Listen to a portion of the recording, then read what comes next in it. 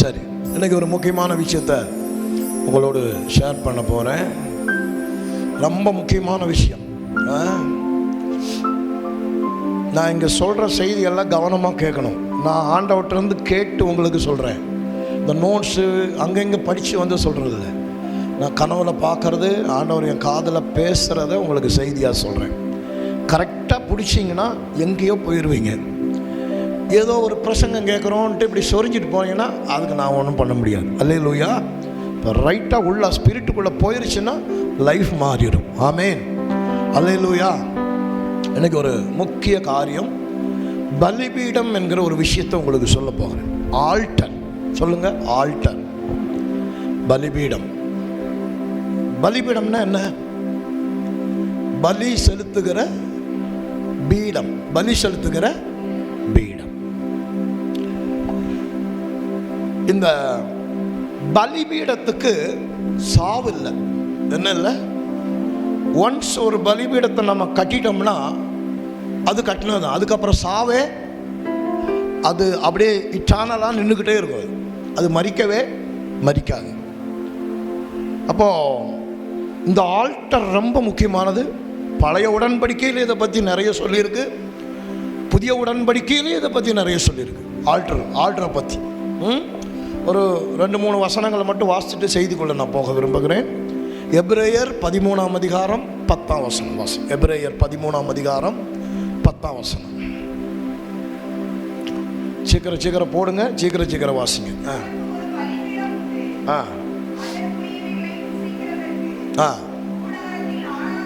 சொல்லுங்க, நமக்கு ஒரு பலிபீடம் உண்டு. எல்லாரும் சொல்லுங்க, நமக்கு. எல்லாம் வாய் திறந்து சொல்லுங்க, நமக்கு.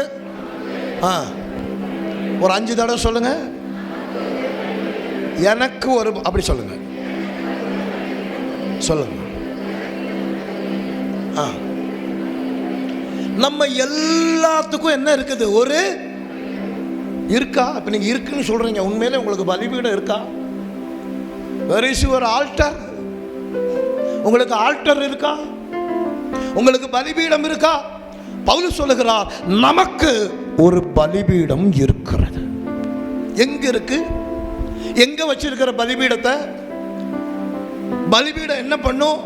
பலிபீடத்தை வைக்கிறதுனால என்ன நன்மை? பலிபீடத்தை ஏன் வைக்கணும்? நான் பலிபீடம் வைத்தால் அதனால எனக்கு என்ன பலன்? ஆமே, ஆமே, ஆமே. சொல்லுங்க, பலிபீடம் இல்லைன்னா நீ ஆவிக்குரிய உலகத்துக்குள்ள போகவே முடியாது. சொல்லுங்க, பலிபீடம் இல்லைன்னா ஸ்பிரிச்சுவல் ரளத்துக்குள்ள நீ என்ன பண்ண முடியாது? என்டராக முடியாது.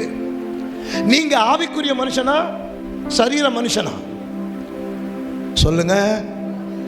உங்க உள்ளான மனுஷன் ஆவி. இந்த ஆவிக்குரிய மனுஷன் பலிபீடத்தினால் மட்டுமே மேலே போக முடியும். அல்லது பரலோகத்தில் இருக்கிற தூதர்கள் அல்லது பரிசுத்தவான்களுடைய ஆவி அல்லது தெய்வம் பூமிக்கு இறங்கி வரணும்னா இந்த பலிபீடத்தின் வழியாக தான் இறங்கி வர முடியும். எல்லாம் சொல்லுவாங்களே, கடவுள் தூண்லையும் இருக்கிறாரு. கடவுள் தூணிலையும் துரும்புலை எல்லாம் இல்லை, பிரதானமான இடங்கள்ல தான் வேலை செய்கிறாரு. அல்லேலூயா. கண்டதையும் எல்லாம் மண்டையில் ஏற்றி வைக்கக்கூடாது. பைபிளை கரெக்டாக பிடிக்கணும் நாம. ஆமீன் சொல்லுங்க பார்க்கலாம். தேவன் omnipotent God, எங்கும் வியாபித்திருக்கிறார் என்பது ஒரு வகையான உண்மைதான். ஆனால் தேவன் இறங்கி வந்து வேலை பார்க்கிறது எங்கன்னு கேட்டீங்கன்னா, எங்கே ஒரு பலிபீடம் இருக்கிறதோ அதன் வழியாக தான் ஸ்பிரிட்ஸ், ஆவிகள் இறங்கி பூமிக்கு வர முடியும். அல்லது ஒரு ஆவி இங்கிருந்து ஏறி போகணும்னா பலிபீடம் இருந்தால் தான் ஏறி போகும். அந்த பலிபீடத்தின் வழியாக தான் ஏறி ஆவிக்குரிய உலகத்துக்கு போகும். அங்கே இருக்கிற ஆவிகள், தேவதூதர்கள் அல்லது கிரீச்சர்ஸ், மிருகங்கள், நமக்காக இருக்கிற மிருகங்கள், தேவதூதர்கள், கிரீச்சர்ஸ், மரித்த பரிசுத்தவான்களுடைய ஆவி நம்மளோட பேசணும், நமக்கு உதவி செய்யணும்னா இந்த ஆல்டர்கள் வழியாக தான் என்ன பண்ணும்? கீழே இறங்கி வரும்.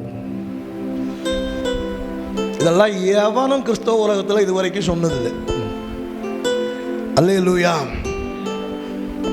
பிரதானமான செய்தி நல்லா பிடிச்சிக்கங்க. ஒரு வேகமாக உங்களுக்கு புரியறதுக்கு ஒரு சின்ன சின்ன உதாரணங்களை சொல்லி அப்படியே நான் கொண்டு போகிறேன். ஸோ பலிபீடத்துக்கு உயிர் இருக்குது. ஒரு ஆளுக்கு ஆல்டர் இருந்தால் தான் ஆவிக்குரிய உலகத்துக்குள்ளே ஏறி போக முடியும். அங்கே இருக்கிற ஸ்பிரிட்ஸ், தேவதூதர்களோ அல்லது ஸ்பிரிட்ஸோ அங்கேருந்து இறங்கி வரணும்னா நமக்கு என்ன இருக்கணும்? ஆல்டர் இருக்கணும். அல்லேலூயா. சரி, பைபிளில் ஆல்டர்கள் எங்கெல்லாம் தொடங்கப்பட்டது, எங்கே இந்த ஏரியாவில்? ஃபஸ்ட்டு பார்த்தீங்கன்னா ஒரு 9 பேர் பைபிளில் ஆல்டரை கட்டி அதன் வழியாக தேவனோடு தொடர்பு கொண்டிருக்கிறாங்க. அதில் பிரதானமான ஒரு 4 மட்டும் நான் சொல்கிறேன். ஃபஸ்ட்டு ஆதியாகமம் 22ஆம் அதிகாரம் 2ஆம் வசனத்தில் அப்ரஹாம் ஒரு பலிபீடத்தை உண்டு பண்ணுகிறான். அந்த பலிபீடத்தை உண்டு பண்ணி அந்த பலிபீடத்தை கட்டி பலியிட்ட பொழுது தேவன் அந்த இடத்துல இறங்கி அவனோடு கூட பேசுகிறான். ஆமேன்னு சொல்லுங்க பார்க்கலாம். அல்லேலூயா. படிங்க வசனத்தை. ஆ ஆ ஆ ஆ இந்த மோரியான்றத மைண்டில் அண்டர்லைன் பண்ணி வச்சுக்கோங்க. பின்னால் சொல்கிறேன் அதை பற்றி. மோரியா. ஆ ஆ ஆ மோரியா மலையில போய் யாரை பலியிடணும்? ஈசாக்கை பலியிடணும். பலிபீடம் வர கொண்டு போறான், பலிபீடம் கட்டுறான், பலிபீடத்து மேல வச்சுட்டான், அவனை பலியிட போகிறான். கப்பி அப்படி ஓங்கி நிற்கும் பொழுது அவனுடைய ஆவிக்குரிய உலகம் திறக்கிறது. ஆமென் சொல்லுங்க. கப்பியை வெட்ட போகும்போது அப்ரகாமுடைய உள்ளான கண்கள் திறந்து ஒரு தரிசனத்தை பார்க்கிறான். என்ன தரிசனம்? அவன் இப்படி பார்க்கும்போது இந்த அதே மோரியா மலையில இவனை வெட்ட நிற்கும் போது இந்த பக்கம் ஒரு பெரிய சிலுவை தெரியுது. அந்த சிலுவையில குமாரனாகிய இயேசு கிறிஸ்து தொங்கிக் கொண்டிருப்பதை அப்ரகாம் காண்கிறான். ஆண்டவர் சொல்றார், அப்ரகாமே, உன் மகனை இங்க பலியிட வேண்டாம். என் மகனை சில 1000 வருஷத்துக்கு பின்னால நான் இங்கே பலியிட போகிறேன். பிள்ளையின் மேல கத்தியை வைக்காதே. அப்படி சொல்லி அப்ரகாமை கர்த்தர் திருப்பி அனுப்புகிறார். ஒரு ஆமேன் சொல்லுங்க பார்க்கலாம். அல்லேலூயா. அடுத்து யாக்கோபு நீண்ட வருஷங்களுக்கு அப்புறம் ஒன்று விட்ட தலைமுறையாக யாக்கோபு வருகிறான். இந்த அப்ரகாம் கல்லெல்லாம் வச்சு எங்க வச்சு கட்டினானோ அதே இடத்துல நைட்டில் வந்து ஒரு கல்லை வச்சு யார் தூங்குறா? யாக்கோபு தூங்குகிறான். யாக்கோபு அந்த பலிபீடம் கட்டின அதே இடத்துல வந்து படுத்து கல்லை வச்சு தூங்கும்போது ஒரு தரிசனம் பார்க்குறான். என்ன தரிசனம்னா, ஒரு ஏணி வானத்துக்கும் பூமிக்கும் நடுவாக நிற்கப்படுகிறது. அதிலே தேவ தூதர்கள் ஏறுவதையும் இறங்குவதையும் காக. அதே இடம் ஆல்டர். கவனிச்சுக்கோங்க. அதே மோரியா மலை லூஸ் என்கிற இடம். அந்த இடத்துல அப்படி ஒரு காட்சி அவன் பார்க்கிறான். அடுத்து இனி சொல்ல போறது தான் ரொம்ப பிரதானமானது. 3வது தாவீது. அதுக்கப்புறம் ஒரு 2000-3000 வருஷத்துக்கு அப்புறம் ஒரு 10-15 தலைமுறை எல்லாம் போன பிறகு தாவீது வருகிறான். தாவீது வந்து ஒரு காலத்தில் இஸ்ரவேல் ஜனங்களை லக்கம் பார்க்கிறான். லக்கம் பார்த்த உடனே கர்த்தருடைய கோபம் பாளையத்தின் மேலே வருது. அப்போ ஆண்டவர் கேட்குறாரு, டேய், நீ பண்ணின தப்புக்கு ஒன்னே உன் பாளையத்தில் தூதர்களை விட்டு நான் ஒரு தண்டனையை கொடுப்பேன். ஒன்று, அப்படி இல்லைன்னா தேசத்தில் பெரிய பஞ்சம் வரும், இல்லைன்னா 3 நாள் கொள்ளை நோய் வரும். இது 3ல் உனக்கு எது வேணும் சொல்லிக்கும். நீ செஞ்ச தப்புக்கு பரிகாரமாக என்ன வேணும்? அப்போ தாவீது சொல்கிறான், ஆண்டவரே, அந்நியர் கையில் எங்களை ஒப்பு கொடுத்துடாதீங்க, யுத்தத்தில் நாங்கள் மாண்டு போயிடக்கூடாது. அப்புறம் பஞ்சம் தேசத்துக்கு வந்தால் மக்கள் தாங்க மாட்டாங்க, நாங்கள் உங்கள் கையிலே விழுகிறோம், ஏதாச்சும் உங்கள் தூதனை விட்டு எங்களை வெட்டி ஏதாவது பண்ணணும்னா பண்ணிக்கங்க அப்படி சொல்கிறான். அப்போ இப்படி ஒப்பு கொடுத்த உடனே ஆண்டவர் தூதனுக்கு கட்டளை எடுக்கிறார், போய் பாளையத்தில் போய் எல்லாத்தையும் வெட்டுறா அப்படின்ன உடனே தேவதூதன் 1 நாளாகமம் 21ஆம் அதிகாரம் 26ஆம் வசனத்தில் இப்படி இந்த வெட்டுதல் உள்ள பாளையத்தில் இறங்கி கொஞ்சம் வேற இப்படி கொல்ல ஆரம்பித்த உடனே ஆண்டவருக்கு மன இரக்கம் வருது. யோ வேணாம் அப்படின்ட்டு, ஏய் நிறுத்து அப்படின்னு சொல்லிட்டு, தூதன் நீ போய் தாவீதுக்கு சொல்லு, ஒரு பலிபீடத்தை கட்டி எனக்கு ஒரு பலியை செலுத்த சொல்லு, அப்போ என்னுடைய கோபம் அடங்கிருங்கிறாரு. உடனே தாவீது ஓர்னான் அப்படின்றவனுடைய நிலத்தை விலைக்கு வாங்கி அங்கே ஒரு பலிபீடத்தை கட்டி கர்த்தருக்கு பலியை செலுத்தின உடனே பாளையத்தில் இறங்கின தேவ கோபம் நின்று மனிதனுடைய மரணம் நின்று போயிட்டு. ஆமே, உங்களுக்கு சொல்கிறேன் பாருங்க, தீர்க்க தரிசனமாக உங்களுக்கு ஒன்று சொல்கிறேன். பலிபீடம் என்பது உன் வீட்டுக்குள்ளோ உன் சபைக்குள்ளோ இருக்கிற இடத்துல தேவனுடைய பலிபீடம் இருந்தால் அந்த இடத்துல மரணம் இல்லை, ஜெயம், நோய் வராது. உன்னை அழிக்க வருகிற சக்திகள் பலிபீடத்தின் மூலமாக பாதுகாக்கப்படும். அல்லேலூயா, ஆமே. இப்போ நான் சொல்லட்டா, இந்த சர்ச்சுக்குள்ள ஒரு பலிபீடம் இருக்கிறது, நான் கட்டி வச்சிருக்கிறேன், உனக்கு தெரியாது. அந்த பலிபீடம் இதுக்குள்ள எவன் பேய் பிசாசு சாபம் நோயோட வந்தாலும் அந்த பலிபீடத்தில் தேவன் குறிப்பிட்ட நேரத்திலே அந்த பலிபீடத்திலே கர்த்தர் இறங்குவான். கர்த்தர் இறங்கி இதுக்குள்ள வருகிற மனிதனுடைய வியாதியை, நோயை, மந்திரவாதத்தை, பெல்ல சூனியத்தை நொறுக்கி அவனை சொத்தமாக்கி வெளியே கொண்டு போவான். ஆல்டருக்கு அப்படிப்பட்ட பவர் இருக்குது. அல்லேலூயா, அல்லேலூயா. சொல்லுங்க, இது தேவனுடைய பலிபீடம். சத்தமா சொல்லுங்க, இது. ஏன் எந்த சர்ச்சுக்கு போனாலும் சுகமாக மாட்டேங்குது, இங்க வந்தா சுகமாயிருது? ஒரு விஷயம் இருக்கு, இது தேவனுடைய பலிபீடம், இது தேவன் ஏறி இறங்குகிற இடம், இது ஒரு வானத்தின் வாசல், இது ஒரு கர்த்தருடைய கரம், இது தேவனுடைய பிரசன்னம், இது தேவதூதர்கள் அசைவாடுகிற ஒரு போர்ட்டல் இது. அதனால இதுக்குள்ள உட்கார்ந்து எதுக்கு ஜெபிக்கிறோமோ அதை கர்த்தர் வாய்க்க பண்ணுவார். ஆல்டர் மேல கர்த்தர் இறங்கி வருவார். அல்லேலூயா. 3. இப்போ தாவீதுக்கு இதெல்லாம் முடிஞ்சிருச்சு, இந்த காலம் முடிஞ்சிருச்சு. சாலமோன் காலம் வருகிறது. இப்போ சாலமோன் என்ன நினைக்கிறான்? கர்த்தருக்கு ஒரு ஆலயத்தை கட்டணும். சாலமோன் நினைக்கிறான். சாலமோன் கர்த்தருக்கு ஆலயத்தை கட்டணும்னு நினைக்கும் போது அவன் எந்த இடத்தை சூஸ் பண்றான் தெரியுமா? எங்கே தாவீது பலிபீடத்தை கட்டினானோ அதே இடத்து மேல சாலமோன் தேவாலயத்தை கட்டுகிறான். மறுபடியும் சொல்லுகிறேன், நீ ஒரு பலிபீடத்தை கட்டி கர்த்தருக்கு அதில் பலி செலுத்தி கொண்டு வந்தால் அடுத்தவும் தலைமுறை அதைவிட மகிமையானதை, அதைவிட பிளஸ்ஸிங்கானதை, அதைவிட உயர்வானதை அவர்கள் காண்பார்கள். அல்லேலூயா, ஆமே, ஆமே. நான் இங்கே இந்த அளவில் ஊழியர் செய்கிறேன். நான் உலக தீர்க்கதரிசியாக எட் பிரான்ஸை சந்தித்த பொழுது, அடுத்து எட் பிரான்ஸ் எனக்கு நிறைய ப்ராஃபஸி சொன்னார்.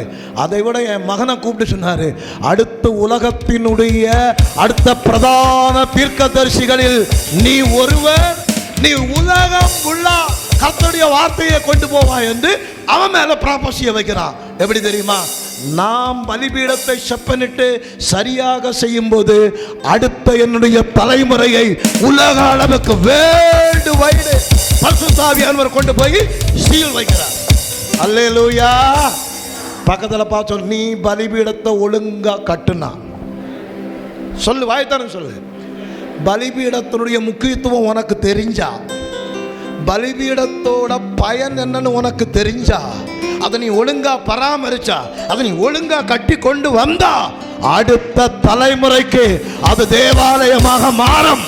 அடுத்த தலைமுறை அதை கொண்டாடுற இடமா மாறும். அடுத்த தலைமுறை உலக அளவில் அதை கொண்டு போய் நிறுத்தும். அல்லேலூயா. இந்த தாவீது கட்டின பலிபீடத்துல சில பிரதானங்கள் இருக்கிறது. எல்லா பலிபீடமும் கட்டி மேலே ஒரு பலியை வச்சு என்ன பண்ணணும்? வெட்டணும், ரத்தம் சிந்தணும். பின்ன தேவன் அதை தீபிடிச்சு எரிய வைப்பார். தீபிடிச்சு எரிய வைக்கிற வேலை யார் வேலை சொல்லுங்க? பலியை வச்சு பலியிட வேண்டியது யார் வேலை? நம்ம வேலை. அந்த பலியை தகனம் பண்ண வேண்டிய வேலை யார் வேலை? சொல்லுங்க வாயை திறந்து. அது யார் வேலை? அந்த பலியை எரிய வைக்கிற வேலை யார் வேலை? சரி, கடவுளுக்கு எத்தனை பேர் இருக்கு சொல்லுங்க பாப்போம். ஒரு 5-10 பேர் சொல்லுங்க. சீக்கிரம் சீக்கிரம் சொல்லுங்க. யெகோவா ராபா, யெகோவா, எல் ஷடாய். சொல்லுங்க, இதெல்லாம் கடவுள் பேரா?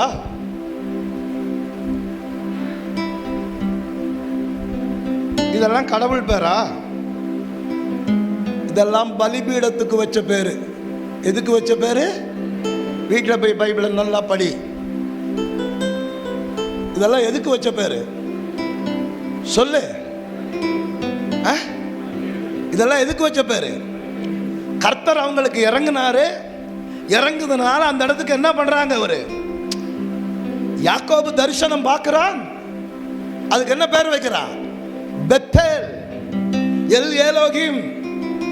ஒவ்வொரு பேரும் பலிபீடத்துக்கு வச்ச பேரு, கடவுளுக்கு வச்ச பேர் இல்லை. எதுக்கு வச்ச பேரு? சத்தமா சொல்லு. எல்லா பேரும் பலிபீடத்துக்கு வச்ச பேரு. ஆமென், ஆமென், ஆமென், ஆமென். என்ன பாஸ்டர், படிச்சு பாரு பைபிளை போய். கடவுளுக்கு பேர் வச்சாங்களா, பலிபீடத்துக்கு பேர் வச்சாங்களான்னு? பேர் பூரா எதுக்கு தான் வச்சானுங்க? பலிபீடத்துக்கு வச்சாங்க. இந்த தாவீது கட்டுற பலிபீடத்தில் ஒரு ஸ்பெஷல். எப்பவுமே பலிபீடம் எல்லாம் கட்டி இதெல்லாம் பண்ணும்போது ஒரு திரைச்சீலை அதுக்கு என்ன பண்ணுவானுங்க? போட்டு மூடி பண்ணுவானுங்க. இந்த தாவீது கட்டின பலிபீடத்துக்கு திரைச்சீலை என்ன பண்ணலைன்னா போடலை. போடாம இந்த திரைச்சீலையை போட்டு டெய்லி ஆட்டை வெட்டாம தாவீது வித்தியாசமா ஒரு வேலை பார்க்குறான். எல்லாம் கவனிங்க. என்ன பண்றான்னா 24 மணி நேரமும் ஆராதிக்கிற பிள்ளைகளை எங்க கொண்டு போய் நிறுத்துறான்? இந்த பலிபீடத்தை சுத்தியும் நிக்க வச்சு ஆராதிக்க வைக்கிறான். எல்லா பலிகளும், மோசே கட்டின பலிபீடம், அபிரகாம் கட்டின பலிபீடம் எல்லாம் பலியையும் பாவங்களையும் பல காரியங்களையும் நினைப்பூட்டுகிறது. தாவீது கட்டின பலிபீடத்தில் ஃபுல்லா ஆராதனை. என்னது? பலிபீடத்தை செஞ்சுட்டு பின்ன டெய்லியும் ஆட்டையும் மாட்டையும் வெட்டல. தாவீது என்ன பண்றான்னா 24 மணி நேரமும் புதிக்கிற வீரர்களை சுற்றிலும் நிற்க வச்சு ஆராதனை செய்கிறான். பலிபீடத்தோட ஸ்டைலு தாவீது முதல் கொஞ்சம் மாறுது. ஆமேன் சொல்லுங்க. ஆமேன், ஆமேன். சத்தமா சொல்லுங்க. ஆமேன், ஆமேன். அடுத்து தாவீது காலம் முடிஞ்சுதா? சாலமோன் காலம் வருது. வாசிங்க 1 நாளாகமம் 16ஆம் அதிகாரம் 37ஆம் வசனம். 1 நாளாகமம் 21ஆம் அதிகாரம் 2 நாளாகமம் 3ஆம் அதிகாரம் 1ஆம் வசனம். ஃபர்ஸ்ட் படிங்க. 2 நாளாகமம் 3:1. அப்புறம் 1 நாளாகமம் 17:37 வாசிங்க. சரி படிங்க. எருசலேமிலே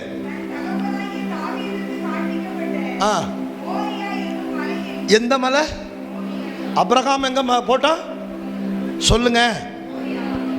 ஈசாக்கு எங்க போய் தொழுது கொண்டான்? மோரியா மலை.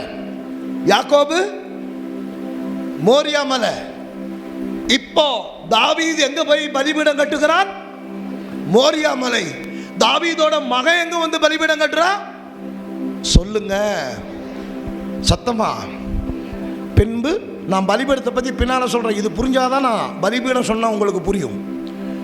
தாவீதுக்கு காண்பிக்கப்பட்ட, யாருக்கு காண்பிக்கப்பட்ட? அப்ப தாவீது முதல்ல எங்க பலிபீடம் கட்டினா? மோரியா மலையில. மோரியா என்னும் மலையில் எபூசியனாகிய ஓர்னானின் களம் என்னும் தாவீது குறித்த ஸ்தலத்திலே கர்த்தருடைய ஆலயத்தை கட்ட துவங்கினான்.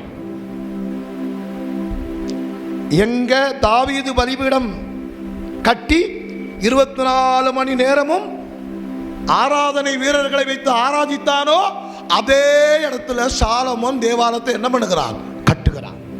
என்ன நடந்துச்சு? ஆலயம் எல்லாம் கட்டி பிரதிஷ்டை பண்ண போகிற நேரத்தில் சாலமோன் எங்க அப்பா இப்படி தானே பண்ணார், ஆராதனை பண்ணார் சொல்லி உள்ள 4000 பேரை நிறுத்தி சாலமோன் என்ன பண்றான்னா கர்த்தரை ஆராதிக்க தொடங்குறான். என்ன பாட்டு படிக்கிறான்? இந்த பாட்டு தான். கர்த்தர் நல்லவர், அவர் கிருபை. இந்த பாட்டை படிச்சு ஆராதிக்க தொடங்குறான். அடுத்த ஒரு சம்பவம் இந்த தேவாலயத்தில் நடக்கிறது. திடீரென்று வானத்திலிருந்து வந்து ஒரு மேகம் அந்த தேவாலயம் முழுவதையும் நிரப்புகிறது. ஆசாரியர்கள் எல்லாம் ஊழியம் செய்யறதுக்கு நின்றுட்டு இருக்கிறான். ஒரு ஆசாரியனாலையும் ஊழியம் செய்ய முடியாதபடிக்கு தேவனுடைய மகிமை சாலமோன் தேவாலயம் முழுவதையும் நிரப்பிட்டு. இன்றைக்கு பகல்ல சொல்லுகிற, நீ பலிபீடத்தை சரியா கட்டி ஓகே பண்ணிட்டேனா, அடுத்து தேவனுடைய மகிமை உன்னை மூடி உன்னை நிறைத்து பரிசுத்த ஆவியானுடைய வல்ல பிரசன்னம் உன்னை அப்படியே உள்ள மூடிடும். தேவாலயத்தை மூடிடும். அல்லேலூயா, ஆமென். ஒரே இடத்துல பலிபீடத்தை கட்டிக்கிட்டே வர்றாங்க. இப்போ தாவீது கட்டி பாட்டெல்லாம் படிக்கிறான். 16ஆம் அதிகாரம் 1 நாளாகமம் 16:37 அந்த வசனம் மட்டும் படிச்சிருங்க. கடைசியில் ஒரு விஷயம் சொல்ல போறேன், சீக்கிரம் படிங்க.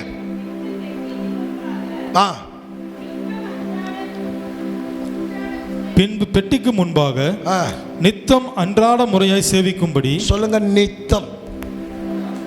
சொல்லு வாயை திறந்து, நித்தம். நித்தம் அன்றாட முறைப்படி. நித்தம்னா எப்படி? டெய்லியும். அன்றாட முறைனா அன்னைக்கு 4000 பேர் நிப்பாட்டினால அதே மாதிரி 4000 பேரை நிற்க வச்சு அன்றாட முறைமையின்படி சேவிக்கும்படி அங்கே கர்த்தருடைய உடன்படிக்கை பெட்டிக்கு முன்பாக ஆசாப்பையும் அவன் சகோதரன் ஓபேத் ஏதோமையும் அவருடைய சகோதரை 68 பேரையும் நிற்க வச்சு தலைவர்களாய் நிற்க வச்சு டெய்லி ஆராதனை பண்ணுகிறான். இந்த தாவீது காலம் முதல் பலிபீடத்தினுடைய மெத்தட் மாறுது. ஆமேன் சொல்லுங்க பார்க்கலாம். சொல்லுங்க வாய் திறந்த ஆமேன். இப்போ திரைச்சீலை இல்லை, பலிபீடத்தை மறைக்க எதுவும் இல்லை, ஆனால் பலியிட ஆடு மாடும் இல்லை. இப்போ தாவீது காலம் முதல் எப்படி மாறுது அப்படின்னா, அவர்கள் பலிபீடத்தை சுற்றிலும் நின்று என்ன செய்கிறார்கள்? ஆராதிக்கிறார்கள். சொல்லுங்க, ஆராதிக்கிறார்கள். நல்லா வாயத்தரம் சொல்லுங்க, ஆராதிக்கிறார். ஆராதனைன்னா என்ன? இதான் ஆராதனை. என்ன? வாயை திறந்து கர்த்தரை துதித்து பாடி மகிமைப்படுத்துறதுக்கு பேர் தான் என்னது? ஆராதனை. தாவீது காலம் முதல் பலிபீடத்தினுடைய ஸ்டைல் மாறுது. அல்லேலூயா, ஆமென். ஃபுல்லா ஆராதனை. அல்லேலூயா. இப்போ தாவீது காலத்துக்கு அடுத்து ஆமோஸ் தீர்க்கதரிசி வருகிறான். ஆமோஸ் தீர்க்கதரிசி வந்த உடனே இந்த விஷயத்தை ரிவீல்டு பண்ணுகிறாங்க. எப்படி பலிபீடம் இருக்கணும், பலிபீடத்தில் கர்த்தர் எப்படி கிரியை செய்வார் என்பதை தீர்க்க தரிசனமாக சொல்லுகிறான். ஆமோஸ் 9ஆம் அதிகாரம் 1ஆம் வசனம் படிங்க. ஆமோஸ் 9. ஆண்டவரை பலிபீடத்தின் மேல் நிற்க கண்டேன். ஆண்டவர் எங்க நிற்க கண்டான்? பலிபீடத்தின். சொல்லுங்க, வாயத்தரம் சொல்லுங்க. ஆண்டவர் பக்கத்து வீட்டில் போய் கூடி பேசுறதுக்கு நிற்க. ஆண்டவர் எங்க நிற்கிறாரு? ஆண்டவர் எங்க நிற்கிறாரு? பலிபீடத்தின் மேல் கர்த்தர் நிற்கிறார். சொல்லுங்க, ஆண்டவர் பலிபீடத்தின் மேல் நிற்கிறார். ஆண்டவர் எங்க நிற்கிறாரு? சொல்லுங்க. தூண்லையும் இல்லை, துரும்புலையும் இல்லை. ஆண்டவர் எங்க நிற்கிறாரு? நல்லா வாயை திறந்து. எங்க நிற்கிறாரு? பலிபீடத்தின் மேல் கர்த்தர் நிற்கிறார். இப்படி பார்க்கலாம் ஆண்டவர் என்ன சொல்றாரு, என்ன சொல்ல போறாருன்னு. அவன் இப்படி அப்படியே ஆண்டவரை பார்த்து நிறைய விஷயங்கள் அவன் கேட்டுட்டு இருக்கும்போது ஆமோஸ் கிட்ட கர்த்தர் 12ஆம் வசனத்துல ஒரு தெளிவான விஷயத்தை ஆண்டவர் சொல்லுகிறார். என்ன சொல்லுகிறார்? அந்நாளிலே விழுந்து போன தாவீதின் கூடாரத்தை. மெதுவாப்படி. அந்நாளிலே, எந்நாளிலே இயேசு கிறிஸ்து மரித்து பரமேறி போய் பரிசுத்தாவியானவர் வந்ததுக்கு அப்புறம், அதுக்கப்புறம் இருக்கிற காலங்களிலே அந்நாளிலே விழுந்து போன. என்ன விழுந்து போச்சு? தாவீதின் கூடாரம் விழுந்து போச்சுன்னு பிரசங்கம் பண்றானுங்க. என்ன விழுந்து போச்சு? பின்னால தட்டிக்கலுங்க. என்ன தாவீதின் கூடாரத்துல என்ன விழுந்து போச்சு? பலி இருக்குது, பலிபீடம் இருக்குது. தாவீதின் காலம் இருக்கும் வரைக்கும் என்ன நடந்துச்சுன்னா, 4000 பாடகர்களை வைத்து அன்றாடம் தாவீது என்ன செய்கிறான்? அந்த பலிபீடத்தை சுற்றிலும் என்ன செய்கிறான்? ஷிஃப்ட் முறையில் 24 ஹவர்ஸும் ஷிஃப்ட் முறையில் ஆராதனை செய்து கொண்டே இருக்கிறான். தாவீது செத்து போனதோட அந்த முறைமை என்ன பண்ணிட்டானுங்க? வெட்டிட்டானுங்க. அந்த முறை முடிஞ்சிருச்சு. அப்புறம் வேற ராஜா வந்த உடனே அவன் வேற ஒரு முறையில் பலிபீடங்களை செட் பண்ண ஆரம்பிச்சிட்டான். அதுக்கப்புறம் ஒரு 100 ஆண்டுகள் தாண்டின உடனே ஆண்டவர் ஆமோஸ் மூலம் பேசுகிறார். இங்க பாரு, நான் பலியையோ உங்கள்கிட்ட இருக்கோ அதையெல்லாம் விரும்பலப்பா, நான் கீழ்ப்படிதலை என்ன பண்றேன்னா விரும்புகிறேன். இன்னொன்று, எனக்கு பிடிச்ச ஒரு பலிபீடம் இருக்கு. அது எந்த பலிபீடம் தெரியுமா? ஒரு நாள் தாவீது கட்டினான் பத்தியா ஒரு பலிபீடம். அந்த பலிபீடத்தை சுற்றிலும் 4000 பேர் நின்று ஆராதிச்சாங்க பத்தியா. அந்த பலிபீடமும் அந்த ஆராதனையும் எனக்கு ரொம்ப பிடிச்சிருக்கு. நான் மீண்டும் ஒன்று செய்வேன். என்ன செய்வேன்னா, பரிசுத்த ஆவியானவர் பூமிக்கு வருவார். வந்ததுக்கு அப்புறம் தாவீதில் விழுந்த அதே ஆராதனை முறைகளை, அதே பலிபீடத்தை, அதே மகிமையை நான் பூமியிலே மறுபடியும் கொண்டு வருவேன். இனி பலி இல்லை, ரத்தம் இல்லை, வெற்றது இல்லை. என் ஜனம் என்னை சுற்றி நின்று கர்த்தர் நல்லவர், அவர் கிருபை என்று என்னை ஆராதிக்கிறது அல்லவா. அந்த தாவீதின் கூடாரத்தில் விழுந்து போன ஆராதனை சட்டத்தை நான் பூமியின் மீது மறுபடியும் கொண்டு வருவேன். I prophesy, கர்த்தர் உன்னையும் உன் வீட்டையும் உன் சபையையும் விழுந்து போல தாவீதின் கூடாரத்தை திரும்ப கொண்டு வருவது போல உன்னை கொண்டு வர போகிறார்.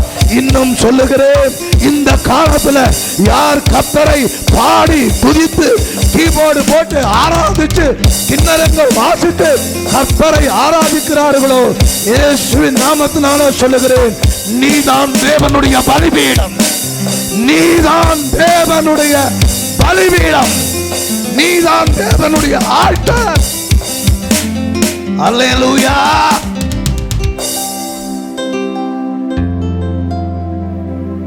தாவீதோடு கூட இந்த வொர்ஷிப் பலிபீடம் க்ளோஸ் ஆயிடுச்சு.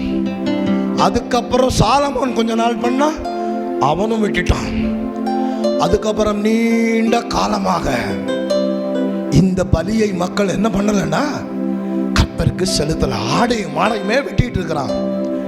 கர்த்தர் சொன்னார், எனக்கு பலி இல்லப்பா, உள்ளத்துல அடி மனசுல இருந்து நீ என்ன துதிக்கிற பத்தியா, கர்த்தர் நல்லவர் எனக்கு உதவனார் நன்றி சொல்ற பத்தியா, அதுதான் எனக்கு உகந்த பலி, நான் விரும்புகிற பலி.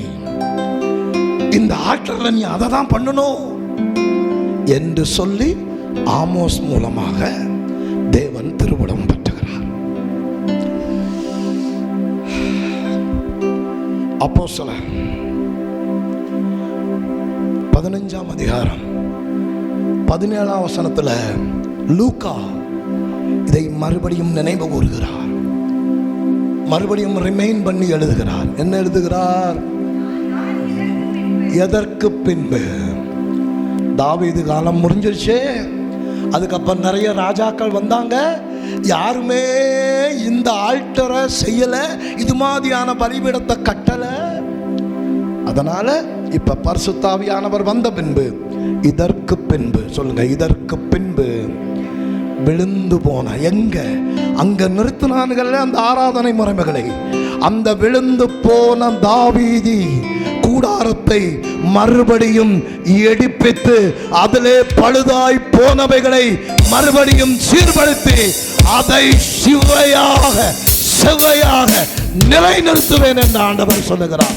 இந்த பகலில் நான் உனக்கு ஒரு தீர்க்க தரிசனம் சொல்லுகிறேன். நீ பழுதாயிருந்தீனா தேவன் உன் பழுதை மாற்றி உன்னை மறுபடியும் தாவீதின் கூடாரமாக மாற்றுவார். இந்த சபையை கர்த்தர் மீண்டும் தாவீதின் கூடாரமாக மாற்றுவார். உன் வாழ்க்கையை, உன் குடும்பத்தை கர்த்தர் மீண்டும் தாவீதின் கூடாரமாக மாற்றுவார். அல்லேலூயா, அல்லேலூயா. பக்கத்தில் பார்த்துக்கலுங்க, என்னப்பா தாவீதின் கூடாரம்? விழுந்து போன தாவீதின் எண்ணத்தை எடுப்பித்து நிறுத்துகிறார். எப்ப ஒரு மனுஷன் தன் உள்ளத்தில் மனம் திரும்பி கர்த்தரை பாடி ஆராதித்து மகிமைப்படுத்த ஆரம்பிக்கிறானோ அவன் தாவீதின் கூடாரமாக மாறுகிறான். அல்லேலூயா. சத்தமா சொல்லுங்க அல்லேலூயா, அல்லேலூயா. கவனிங்க. அப்ப நீ தாவீதின் கூடாரமா மாறணும்னா பழைய ஏற்பாட்டில் பலிபீடத்தை கட்டின ஒரு மெத்தட் இருக்குது. அந்த மெத்தேடில் தான் இதையும் கட்டணும்.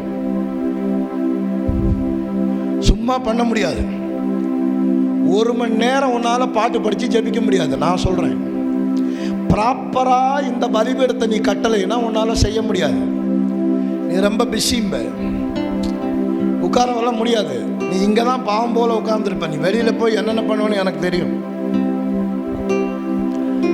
அப்போ பலிபீடத்தை அப்படி கட்ட முடியாது. இந்த பலிபீடம் கட்டுறதுக்கு சில முக்கிய தியரி இருக்கு, லா இருக்கு. இப்போ நீங்கள் இந்த ரோட்டில் ஏரோப்ளேன் இறங்குமா? சொல்லுங்க சொல்லுங்க, வாய தருது. ட்ரெயின் இதில் போகுமா? ஏன்? தண்டவாளம் இருந்தால் தான் என்ன பண்ணும்? பிளைன் இறங்குறதுக்கு கிரவுண்ட் இருந்தால் தான் என்ன பண்ணும்? இல்லைன்னா நீ என்னதான் பண்ணணும்? பிளைனை என்ன பண்ணணும்? ஏரோப்ளேன் போகுது அப்படின்னு பார்க்கணும். அவ்வளோதான் உன் வாழ்க்கை. நீ இன்னைக்கு வாழ்ந்துட்டு இருக்க வாழ்க்கை எப்படி தெரியுமா இருக்கு? ஏரோப்ளேன் போகுது, இப்படிதான் நீ வாழ்ந்துட்டு இருக்கிற. ஏரோப்ளேன் இறங்கணும். சொல்லுங்க, ஏரோப்ளேனு எங்க? உன் வீட்டுக்குள்ள இறங்கணும். உன் இடத்துல இறங்கணும்னா கிரவுண்டு வேணும். அல்லேலூயா. தேவன் உன் வாழ்க்கையில இறங்கணும். நீ ஆவிக்குரிய உலகத்துக்குள்ள போகணும். ஆவிக்குரிய உலகம் உனக்குள்ள வரணும்னா முதல்ல ஆல்டர் செட் பண்ணணும்.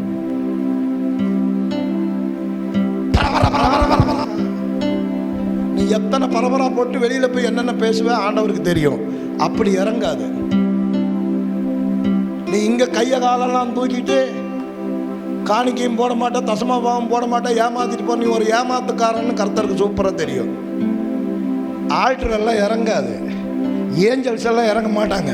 நீ சொல்றதுல 90% பொய். ஆல்டர் அப்படி வர்றது இல்லை. ஆல்டர் அப்படி வராது. ஆமேன்னு சொல்லுங்க. ஆல்டர் எப்படி வருது? ஈசாக்க பத்தி சொல்லுது. அந்தி சாயும் வேளையிலே ஈசாக்கு ஒரு இடத்துக்கு போகிறான், முழங்கால் படியிருக்கிறான், ஜெபிக்கிறான். அல்லேலூயா. ஆமென். எல்லாத்துக்கும் வீடு இருக்கா? வீடு இருக்கா இல்லையா? அட வாடகை வீடு இருக்கா இல்லையா? தெருவிலையா இருக்கிற வீட்டில் தானே இருக்கிற. உன் வீட்லேயே ஒரு ஆல்டரை நீ கட்டணும். எப்படிங்க கட்டுறது? போ, ஏதாவது ஒரு மூளைக்கு போ, ஒரு செவரை பிடி, ஒரு இடத்த கரெக்டாக பிடிச்சிக்கோ. ஒரு இடத்த இப்படி பிடிச்சிட்டீங்கன்னா இந்த இடம்னா அந்த இடத்துக்கு டெய்லி போயிரு. அந்த இடத்துக்கு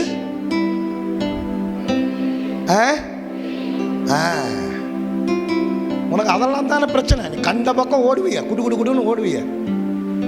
ஜபத்துக்கு ஒரு இடத்துக்கு போறதுன்னா உனக்கு என்னமோ பயங்கர கஷ்டமா இருக்கும். உன் வீட்டில் இருக்கிற இடத்துல ஒரு இடத்த செட் பண்ணு. அது முன்னால போய் நின்று சொல்லு, ஆண்டவரே இதுதான் நான் உம்மை சந்திக்கிற இடம். இந்த இடத்துல நான் வரும்போது நீங்க என் கூட பேசணும். அந்த இடத்துக்கு நான் வரும்போது எனக்கு நீங்க தரிசனம் காண்பிக்கணும். அந்த இடத்துக்கு வரும்போது தேவதூதர்கள் என் கூட கனெக்ட் ஆகணும். ஒரு இடத்துக்கு போற, ஒரு பலிபீடத்தை செட் பண்ற, அதுக்கு ஒரு டைமை வைக்கிற. தாவீது எல்லாரையும் எடுத்துக்கங்க. தானியேல் அந்தி சந்தி 3 வேளையும் ராஜாவே உத்தரவு போட்டாலும் அதையெல்லாம் அவன் கண்டுக்காம நேரம் அந்த பலிபீடத்து முன்னாடி போய் உட்கார்ந்து ஜெபிக்க ஆரம்பித்து விட்டான். எது சார் பலிபீடம்? போண்டாதிங்கிற இடம் தானே பலிபீடம். உனக்கு போண்டாதிங்கிற இடம், உனக்கு பலிபீடமே உன் ஃபோனு தான்.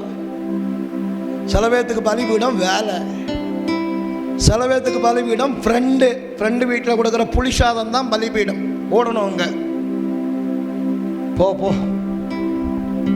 அப்புறம் ஏஞ்சல் வந்தது, ஆஞ்சல் வந்தது. எந்த ஏஞ்சல் வந்தது? கவுனி, ஒரு இடத்துக்கு போகிறேன், டெய்லியும் 9 மணிக்கு ஜெபமா, 8:55க்கு நல்லா குளிச்சுட்டு, நல்லா கவனி, பெண்களுக்கு ஆண்கள் உன் ஜெபமெல்லாம் கேட்கப்படாமல் போகிறதுக்கு என்ன காரணம் தெரியுமா? முதல்ல உனக்கு சுத்தம் இல்லை, பல் தேய்க்கிறது இல்லை, குளிக்கிறது இல்லை, ஒன்றும் இல்லை. கர்த்தாவே காப்பாத்துங்க ஆண்டவரே, கர்த்தாவே. ஏய், அவர் பரிசுத்தமான தெய்வம். எப்படிப்பட்ட தெய்வம்? சொல்லு, வாயை திறந்து நல்லா சொல்லு சத்தமா. அவர் முன்னாடி நீ போகும்போது பரிசுத்தமா போகணும். உன் சரீரம் பரிசுத்தமா இருக்கணும், உடம்பு பரிசுத்தமா இருக்கணும், மனசு பரிசுத்தமா இருக்கணும், சிந்தனை பரிசுத்தமா இருக்கணும். எல்லாத்தையும் பரிசுத்தமாக்கிட்டு போய் உட்கார்ந்து ஜெபிக்கணும். ஹலோ, பழுதான ஒன்னையும் பலிபீடத்தில் கொண்டு வச்சு வெட்ட கூடாது. அது நீதி, சட்டம். புதிய ஏற்பாட்டில் அப்படி ஒன்றும் இல்லை. எவன் சொன்னா இல்லைன்னு? எவன் சொன்னா இல்லைன்னு? உனக்குள்ள இருக்கிற தெய்வத்துக்கு பேரே என்ன தெரியுமா? என்ன பேரு? சொல்லு, பேயடிச்ச மாதிரி இருக்கு. என்னது பேரே? என்னது பேரே? என்னது? அப்ப நீ சொல்ற, நான் பரிசுத்தராய் இருப்பது போல. சொல்லுங்க சொல்லுங்க, இந்த 10 வருஷ விசுவாசி எல்லாம் சொல்லு, நான் பரிசுத்தராய் இருக்கிறது போல நீ ஊத்தையாயிரு. அப்படிதானே? ஜெபிக்க போறதுக்கு முன்னால உன்னை நல்லா சுத்தமாக்கிக்க. 2 தடவை குளிச்சாலும் பரவாயில்ல, நல்லா குளி, சுத்தமாக, மனசை எல்லாம் சுத்தமாக்கு, நல்ல ட்ரெஸ் போடு, உட்காரு. அந்த இடத்துல போய் 5 நிமிஷத்துக்கு முன்னாடியே போய் உட்காரு. இந்த கோயிலுக்கு போறவனை பாரு, அவன் காலில் போயிட்டு விழுந்தாது கத்துட்டு வா. அவன் எப்படி குளிச்சு எடுத்து விரதம்னா எப்படி போறான்னு பாரு. உனக்கு இந்த பரிசுத்த தேவனை பார்த்தா உனக்கு இளக்காரமா இருக்குல்ல? ஒரு டிசிப்ளின் கிடையாது, ஒன்றும் கிடையாது. அதனாலதான் பரிசுத்த தூதர்களும் பரிசுத்த தேவனும் உன் பக்கத்திலேயே வர்றதில்லை. நீ ஒரு ஊத்த, உனக்கு தெய்வ பயம் இல்லை, சரீரத்தை குறிச்ச பயம் இல்லை, மைண்டை குறிச்ச பயம் இல்லை, ஒன்றும் இல்லை. ஹல்லேலூயா. இன்னைக்கு போ. இதெல்லாம் எவனும் சொல்லி தர மாட்டான். கோடி ரூபா கொடுத்தாலும் நான் எதோ பொழைச்சிட்டு போன்னு உனக்கு சொல்கிறேன். இதெல்லாம் ரெக்கார்ட் ஆகுது, அடுத்த தலைமுறையாவது கேட்கும். அதுக்காக பண்ணுறேன், அதுக்காக சொல்கிறேன். உனக்கு சொல்கிறேன்னு இல்லையா, ஏதாவது ஒரு தலைமுறை அதை கேட்டு எந்திரிச்சிடும். ஆமென். அல்லேலூயா, அல்லேலூயா, அல்லேலூயா. தேவ ராஜ்யம் எப்பொழுதும் ஃப்ரெஷ்ஷாக இருக்குது. ஒரு மரம் விட்ட காப்பியே விடுதா? இல்லை, அது கார்பன் டை ஆக்சைடை எடுத்துட்டு உனக்கு என்ன கொடுக்குது? ஆக்சிஜன். ஒரு நதி, ஒரு ஊத்து வந்த தண்ணியை ரிப்பீட்டட் பண்ணுதா? இல்லை, புது புது தண்ணியை சுரப்பி விட்டுக்கிட்டே இருக்கு. அதே மாதிரி நீயும் ஆண்டவர் சமூகத்தில் போகும்போது புதுசா இருக்கணும்னு ஆண்டவர் விரும்புகிறார். உன் மனசு, உன் உடம்பு, சரீரம் எல்லாம் சுத்தமா அவர்கிட்ட போய் உட்கார்ந்து ஒரு சின்ன ஜெபத்தை பண்ணிப்பாரு. அந்த ஜெபத்துக்கு அப்பொழுதே பதில் வரும். அல்லேலூயா, அல்லேலூயா. சத்தமா சொல்லுங்க, அல்லேலூயா.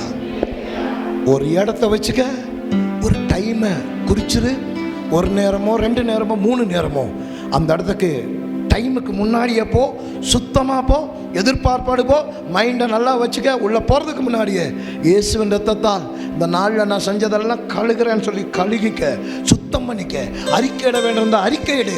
எல்லாம் பண்ணிட்டு போய் அந்த பலிபீடத்துக்கு முன்னாடி முழங்கால் படியிட்டு ஜெபிக்க ஆரம்பி.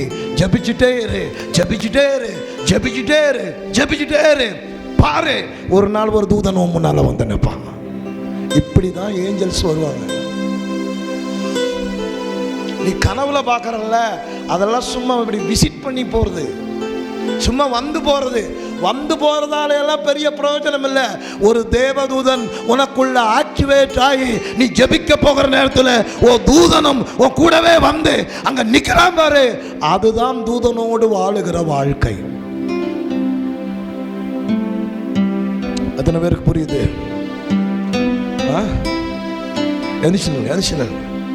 இன்னும் நிறைய இருக்குது. ஒரு 2 பாயிண்ட் மட்டும் சொல்லி முடியுது. பைபிளை கீழே வச்சிருங்க, வெளியில் ஓடக்கூடாது. வெளியில் இருக்கிறவங்கள உள்ளே வர சொல்லுங்க. தம்பி யாராவது ஒரு ஆள் போய் வெளியில் இருக்கிறவங்கள உள்ளே வர சொல்லுங்க. கவனிங்க எல்லாம், என்ன கவனி, ஒன்றும் திரும்பி பார்க்காத, என்ன பாருங்க, ஒன்றும் பிரச்சனை கவனி. எல்லாம் எந்திரிச்சுங்க. பாட்டி தாத்தா, வாலிப பாட்டி வாலிப தாத்தா மாதிரி கையை வச்சு சொல்லு, பலிபீடத்தை கட்டுன்னு சொல்லு. பக்கத்தில் பிடி சொல்லு, பலிபீடம் இல்லைன்னா பலிபீடத்தை கட்டு. உனக்குன்னு பலிபீடம் இல்லாம உங்ககிட்ட ஆண்டவர் வர மாட்டாரு. இப்பதான் வந்தார் போனாருன்னா அது மாதிரி பொய் வேற எதுவுமே இல்லை. நீ ஏமாத்திட்ட, உன்னை ஏமாத்திட்ட ரொம்ப காலமா.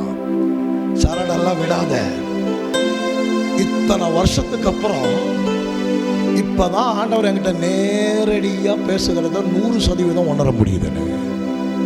கர்த்தர் என் காதுல பேசுறாரு, வாய்ஸ் கேக்குது, ட்ரீம் வருது, ஏஞ்சல் வருது, போகுது, பேசுது. என்னன்னு பார்த்தா எப்ப நான் இதெல்லாம் கரெக்டா ஒழுங்கா செட் பண்ணணும், அதுக்கப்புறம் ஆட்டோமேட்டிக்கா ஏஞ்சல் எல்லாம் ரூமுக்கு வருது, பேசுது, சொல்லுது. இந்த செய்தி கூட ஒரு ஏஞ்சல் சொன்னதுதான் உனக்கு சொல்றேன். அல்லேலூயா. ஏறுதா மண்டையில பிடிச்சுக்கோ. நான் ஒருத்தன்ட்ட லட்சக்கணக்கில் கொடுத்து இதெல்லாம் கேட்டேன், எவனும் எனக்கு சொல்லியே கொடுக்கல. 50,000 லட்சமா காணிக்க கொடுத்துட்டு சொல்லுங்கடான்னு கேட்டேன், ஒருத்தனும் சொல்லல. உன்னை உட்கார வச்சு நான் சொல்றேன், வேற மாதிரி பிரசங்கம் பண்ண சூப்பரா தெரியும் எனக்கு. இதை சொல்லி கொடுத்து ஆண்டவரோடு நெருங்க வைக்க இந்த உலகத்துல ரொம்ப பேர் இல்லை. இதான் உண்மை. அல்லேலூயா. பக்கத்தில் பார்த்து சொல்லுங்க, ஆல்டரை உண்டு பண்ணு. ஆமென். என்ன பண்ணு? எல்லா பாவங்களையும் அறிக்கை பண்ணி விட்டுட்டு, கர்த்தாவே இது என் ஜெப இடம், இங்க நான் டெய்லி வருவேன், நான் உங்களை பார்க்கணும். அல்லேலூயா. உங்களுடைய தூதர்கள் என் கூட என்ன பண்ணணும்? பேசணும். இப்படி ஒரு செட்டில்மெண்ட் போய் ஒரு உடன்படிக்கை ஆண்டவரோட பண்ணி ஒரு இடத்துல போய் நீ டெய்லி உட்கார்ந்து ஜெயிப்பிக்க ஆரம்பிச்சுட்டே இருந்தீங்கன்னா, இன்னைக்கு ஜெபிச்சு நாளைக்கே பார்க்க கூடாது, வந்தா நான் நீ ஜெபிச்சுட்டே இரு. அந்த இடம் உனக்கு போர்ட்டலாக மாற ஆரம்பிக்கும். அந்த இடம் ஜெபம் மேல போகிற இடமும், அங்கிருந்து தூதர்கள் கீழே வருகிறதும் மேல போறதுமா, அந்த இடம் ஒரு போர்ட்டல் ஆக ஆரம்பிக்கும். அல்லேலூயா. ஆமே ஆமே. பவுலுக்கு தெரிஞ்சிருச்சு எப்படி கடவுளை கீழே கொண்டு வர்றது, நம்ம இருக்கிற இடத்துல இருந்து எப்படி ஒரு ஒரு ஒரு ஓப்பனிங்கை உண்டு பண்ணி ஆண்டவர் அந்த இடத்துல இறக்குறது, தேவதூதர்களை இறக்குறதுன்னு பவுல் கண்டுபிடிச்சிட்டான். அப்போஸ்தலர் நடவடிக்கைகள் 16ஆம் அதிகாரம். நள்ளிரவிலே பவுலை சீலாவையும் ஜெயிலில் கட்டி போட்டு கையையும் காலையும் தொழுமரத்தில் கட்டி அடிச்சு ரத்தம் சிந்தி உடம்பு முழுந்து ரத்தம் பீறிட்டு போயிட்டு இருக்கு. பவுலுக்கு தெரிஞ்சிருச்சு இந்த போர்ட்டல்ல எப்படி திறக்கிறதுன்னு சொல்லி.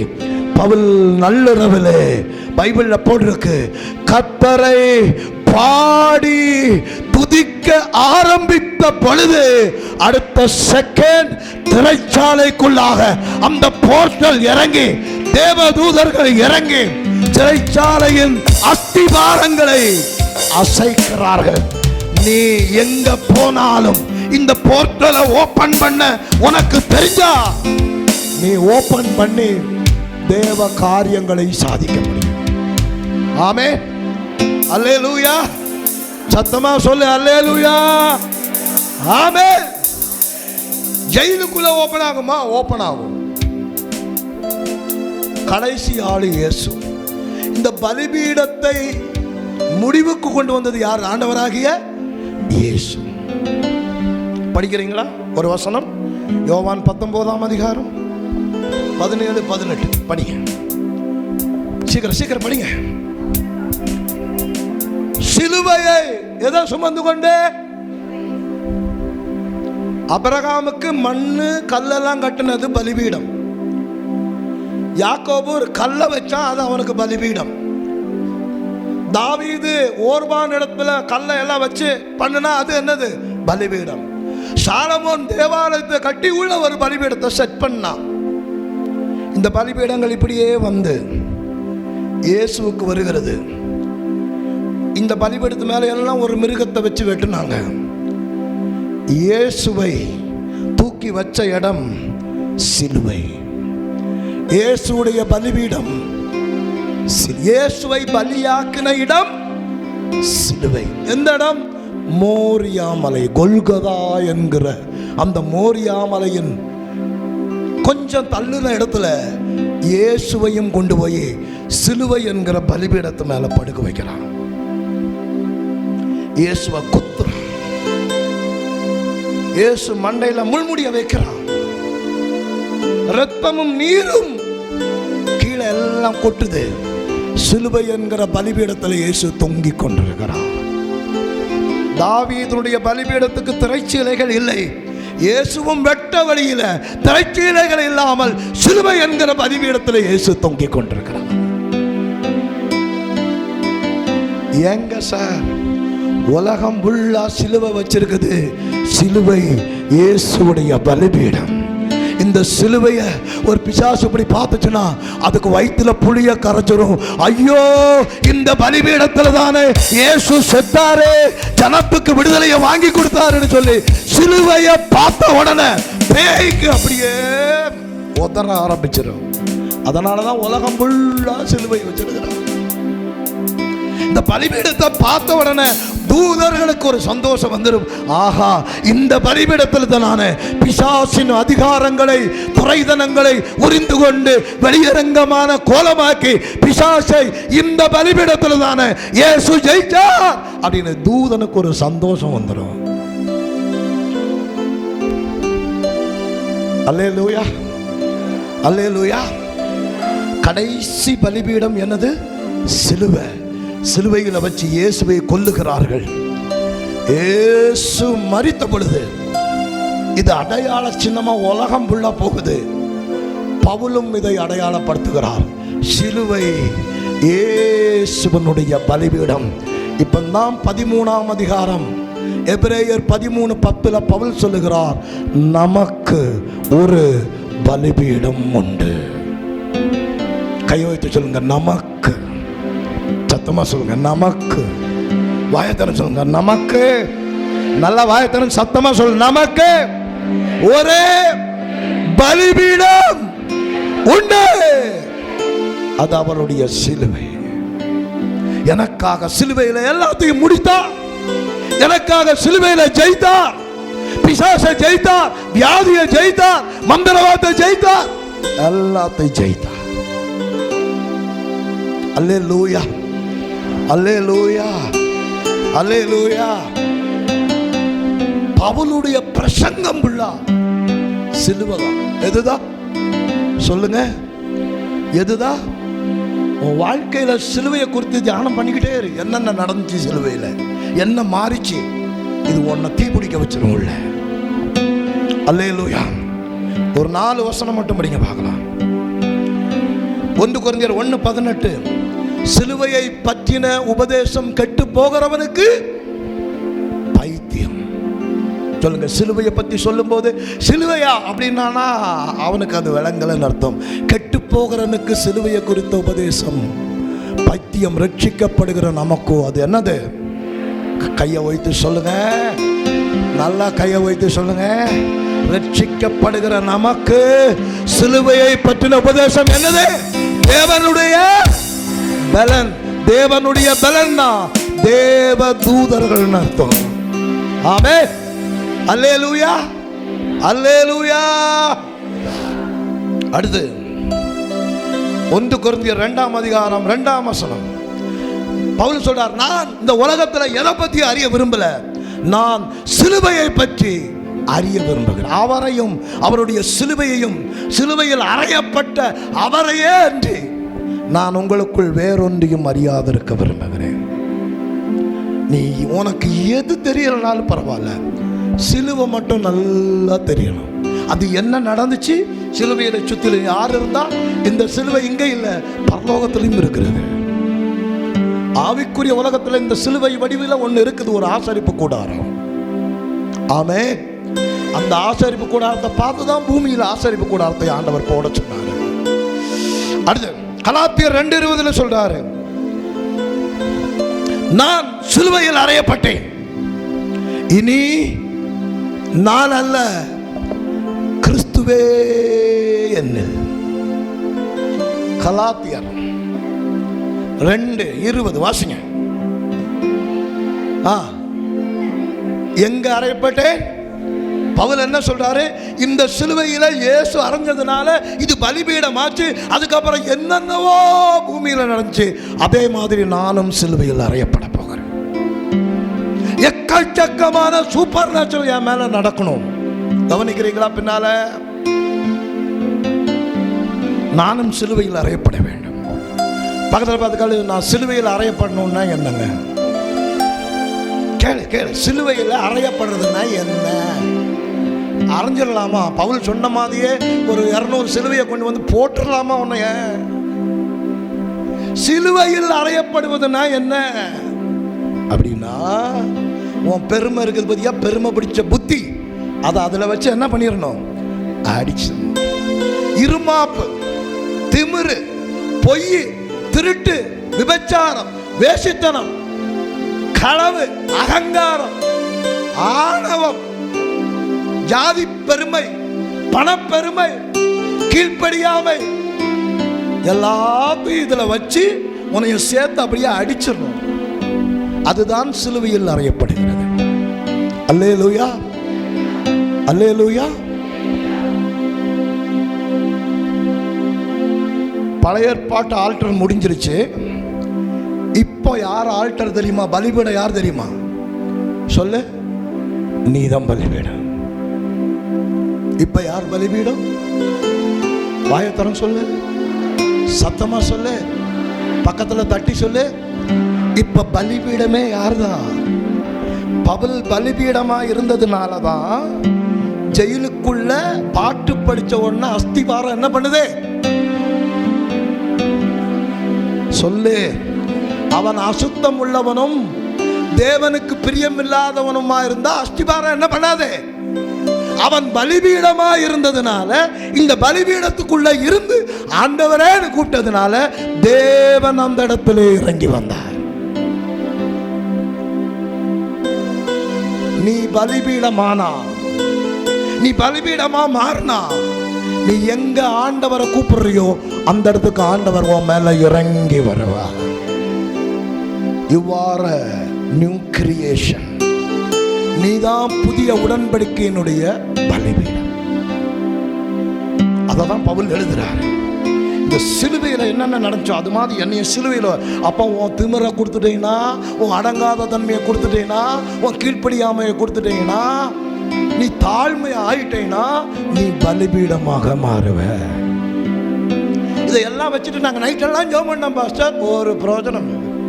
நீ விடிய விடிய ஜெபம் பண்ணாலும் கீழ்ப்படியாமை, அடங்காமை, பொறாமை, திமிரெல்லாம் இருக்கு பத்தியா, அதில் ஆல்டராக இல்லை. அதை வச்சு அடிக்கிற அன்னைக்கு தான் நீ ஆல்டர். அதுக்கப்புறம் நீ கூப்பிடுறதுக்கு தான் கர்த்தர் உனக்கு செவி கொடுப்பார். அல்லேலூயா. சத்தமா சத்தமா சொல்லுங்க. நான் ஒரு ஆல்டர், நானே பலிபீடம். பக்கத்தில் தட்டி, நீயே பலிபீடம். ஆனா நீ பலியாகணும். நீ பலிபீடம் தான், ஆனா உன் குணமெல்லாம் பலியாக வேண்டும். தேவனுக்கு விரோதமான எல்லா குணமும் பலியாகும் பொழுது உன் பலிபீடத்தில் ஆண்டவரை கூப்பிடும் போது ஆண்டவர் அந்த இடத்துக்கு இறங்கி வருவார். பேதுரு கூப்பிட்டா இறங்கி வந்தார், அபிரகாம் கூப்பிட்டா இறங்கி வந்தார், மோசே கூப்பிட்டா இறங்கி வந்தார். ஏன்?